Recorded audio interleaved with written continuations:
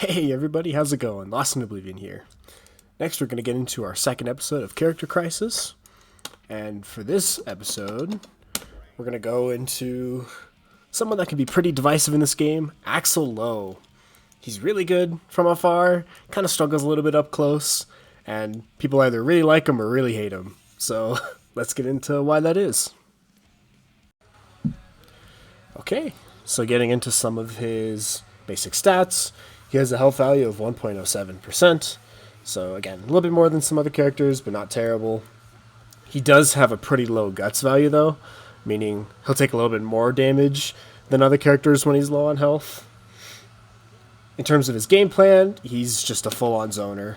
All of his normals go pretty far, and he's just trying to keep the opponent at a distance where he can hit them, but they can't hit back. And I find that distance is a little bit farther than round start, so right about here is when all of his things will hit, and it's very hard for the opponent to do so. He also just wants to push people into the corner to make it a little bit more oppressive so that they can't move backwards, but he can still apply pressure and then hopefully get them through the wall. In terms of his movement, he does feel a little slow sometimes, but he has all like the basics. He's double jump, air dash, back dash, a run on the ground. Everything that you really want in a character. His normals are very interesting as well. Each of them have a very specific purpose and can sometimes be pretty punishable if you miss them. So sometimes it's a little hard to remember which button does which. There's a lot of times where I'm trying to use like crouching slash and it just hits straight up. So you definitely have to spend a little bit of time. He definitely feels a lot different than other characters. But yeah, so his punch buttons go really far. These are kind of like your main fast ones. His 2HS goes pretty far too. I think it's almost full screen-ish. I mean, it's definitely pretty far. He has his 6K, which is kind of his anti-air from far away. And then he has his 2S, which is anti-air up close. In terms of jumping normals, his jumping slash is also gigantic. This is kind of what I feel I'm using most often, and that can cancel into his snail. I believe for a true combo if it's close enough. Yeah. And then his jump heavy slash hits directly below him, but it also hits pretty far. So you can hit people all the way down there. So sometimes that's pretty good to use too. In terms of just the notable ones, yeah, this jump slash is kind of insane. It's pretty good. Combined with his 2 heavy slash, or his crouching heavy slash, it's also just crazy. But yeah, you just want to keep punches for the ground, so standing punch, crouching punch, and then if they try to jump, that's when you use your 6K or your crouching slash to try to keep them out as well. In terms of setups and Oki, at full screen, he's not useless. He does have a special move that does cover full screen. He also has a grab that goes full screen as well, like a command grab, which is insane. The thing is, the farther you are away, the faster startup it has. So you kind of want to use it when you're a little bit farther to mean that the opponent has less time to react. If you're trying to use it in like block strings, mid to high level opponents will jump out and punish you for it. So that's just something to know. Another thing he has is this Axl Bomber move. If you jump and do quarter circle forward heavy slash, that's kind of his main damage dealer, and it's used for a lot of his big boy combos. The only thing is you can't do it on the ground. It has to be in the air.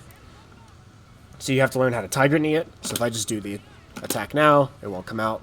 In order to Tiger Knee, you just hold up at the end of the input and then press heavy slash. So you jump and then immediately do Axl Bomber. And then that also allows you to combo it from any jump cancelable normals, which is pretty good.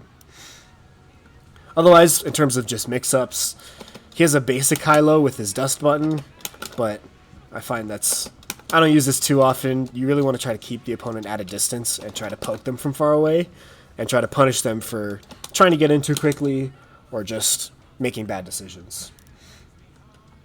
In terms of his pressure, again, same idea. You want to try to keep them at a distance, really far away, making sure they don't hit you.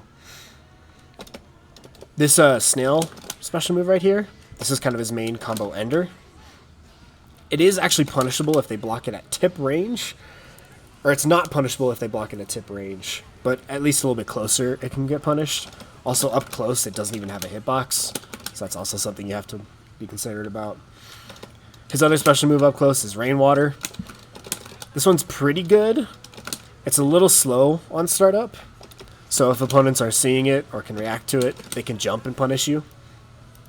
But otherwise, it pulls them in and allows you to keep looping pressure if they don't do anything about it.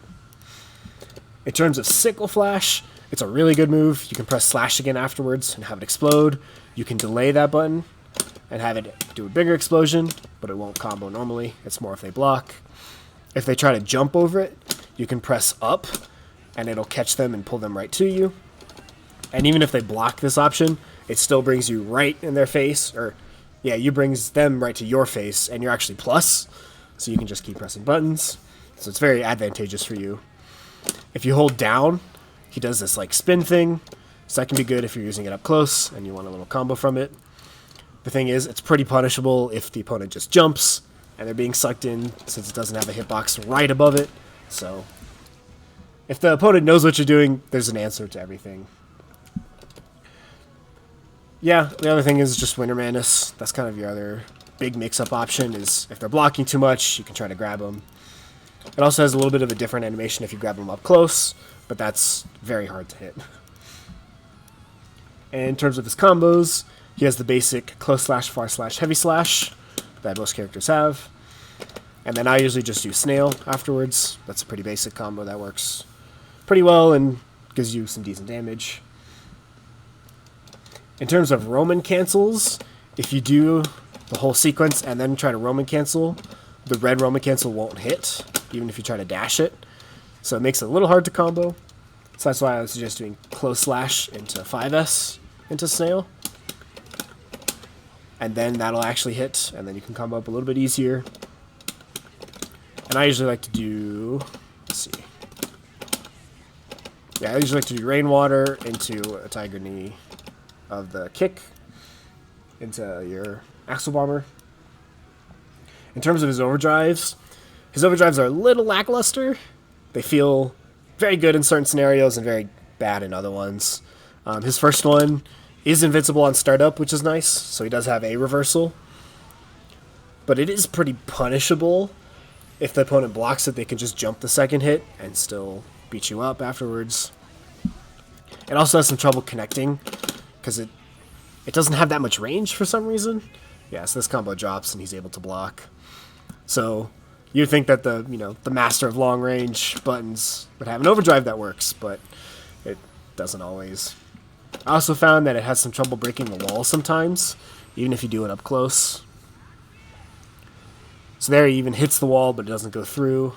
I mean, you have to really be like right next to the wall for it to actually break. So that's just something to consider. His other one is a little weird. It's this one vision. So you can do it after any special move that stays on the ground. And you like prime it, and then you have to input it again for it to activate. And if the opponent isn't blocking, they'll get frozen in time. But there's very specific scenarios where you can get it to not only set up, but also activate. Because there's a little bit of a timer. So if you set it up and don't activate it, it'll go away after a little bit. So you definitely want to make sure you do it before that and you're not just wasting meter. Because the meter does go away as soon as you set it up, not when you activate. But you do get some pretty cool combos if you're able to land it. Usually you want to do like something into Axl Bomber, and then they'll get sent forward. Usually I just recommend doing close slash into crouching heavy, and then just go into your quarter circle forward heavy slash. Otherwise, yeah, if you hit this up version of the sickle flash, it brings them right next to you. So if you can press slash and then dash afterwards to get some good pressure that's up close, or if you need to change sides, you can just jump over them pretty easily. It also destroys projectiles, so if anyone's trying to spam projectiles against you, you could just sickle flash and destroy it. He definitely has the advantage at full screen. Also, one vision is pretty hard to use. I think I kind of went over that. It's in very specific scenarios, like the one I'm showing now. It does work, but again, you need a very specific hit for it to work. But finally, going into some of the pros and cons, he is very good at a distance. You can kind of stay at the range you want and where you're most comfortable at, so that you can hit them and they can't hit you. So I feel like he does take a little bit less of a risk than some other characters who are just trying to run in all the time. But if he messes up and misses an attack, or does something that the opponent predicts, then they can get in, and then it's a pretty bad time trying to get them off of you so you can go back to hitting them with long buttons. He can also anti-air pretty hard. I'll show an example of an anti-air combo that also uses one vision. So if someone's trying to be too hasty and they just run in and you're expecting it, you can punish them pretty hard for that. So overall, as long as you can predict what they're going to do and punish them for it, I think Axl's great. His cons is, yeah, definitely he struggles a lot up close. I mean, that's kind of his most basic combo, and you can maybe get a snail afterwards, but otherwise, yeah, getting them off you is pretty rough. And both of his overdrives are, again, a little lackluster. They don't do much. They're more for combos or very specific situations where they're actually going to be useful. So, yeah, I'll get into some combos, some basic and intermediate ones, and then, yeah, thanks for watching.